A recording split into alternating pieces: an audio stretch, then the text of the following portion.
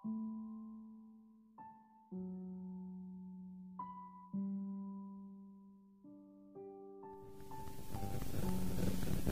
bersyukur kepada Tuhan. Sebenarnya yang kita peringati pada hari ini adalah Yohanes 3:16, di mana dikatakan karena demikian Allah mengasihi isi dunia ini sehingga dikaruniakannya anaknya yang tunggal itu, supaya barang siapa yang percaya kepadanya tidak binasa, melainkan beroleh hidup yang kekal. Barang siapa yang percaya kepadanya, siapa saja yang percaya kepadanya, siapa saja termasuk kita semua yang berhimpun di sini, apapun latar belakang saudara, suku, agama saudara, berita bagi saudara, Allah Bapa mengasihi saudara dan Dia tidak ingin saudara binasa. Dia mau supaya saudara sampai kepada hidup yang kekal. Oleh sebab itu Dia mengirimkan anaknya ke dunia ini, lahir menjadi manusia. Itulah Dia Tuhan Yesus Kristus, supaya barang siapa yang percaya kepadanya tidak binasa, melainkan beroleh hidup yang kekal. Tidak binasa, tidak binasa, melainkan beroleh hidup yang kekal. Jadi ada dua perkara. Ada manusia yang akan binasa, ada yang beroleh hidup yang kekal. Tetapi biarlah kita mengerti, pengertian binasa di sini bukanlah mati dan lenyap, tidak. Binasa maksudnya di sini hukuman yang kekal. Tidak 100 tahun, tidak 200 tahun, tidak 1000 tahun. Tidak ada tertulis dalam Alkitab sesudah manusia ini 1000 tahun dihukum dalam neraka, kemudian Tuhan murah menyucikannya lalu kembali ke sorga. Tidak ada. Sekali neraka tetap neraka selama-lamanya. Inilah yang disebut binasa. Saudara, bukanlah kebetulan terhadir pada tempat ini. Janganlah seorang pun masuk ke tempat kebinasaan tersebut, yaitu neraka yang kekal. Percaya atau tidak percaya, neraka ada. Sudah ada.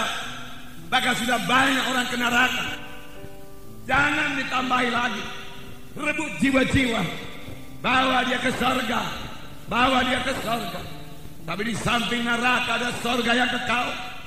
Sorga selama-lamanya, selama-lamanya, selama-lamanya senang. Di sorga tidak ada kebinasaan. Di sorga tidak ada penyakit, tidak ada kesusahan, tidak ada setan. Tuhan menyediakan sorga bagi saudara. Tuhan menyediakan sorga bagi kita sekalian yang berhimpun di sini. Dan Tuhan menghendaki semua kita memiliki hidup yang kekal. Amin. Karena firman Tuhan berkata, tidaklah Ia gemar seorang pun binasa, tetapi supaya sekaliannya sampai kepada pertobatan.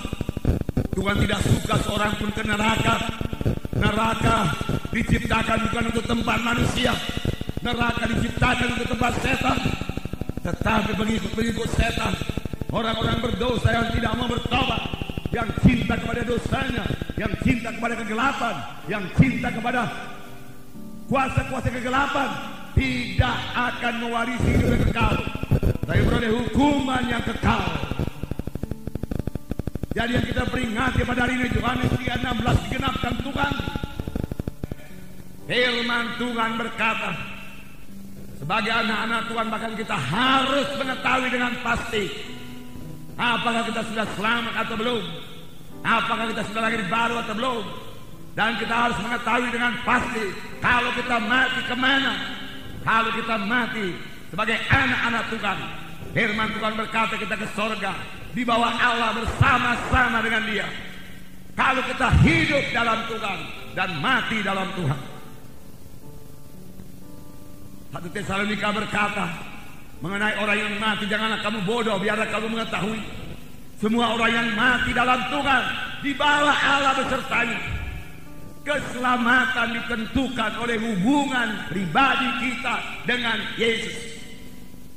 Keselamatan jiwa, keampunan dosa, lahir baru, hidup yang kekal, semua itu sejalan, bukan ditentukan oleh pencatatan nama di gereja.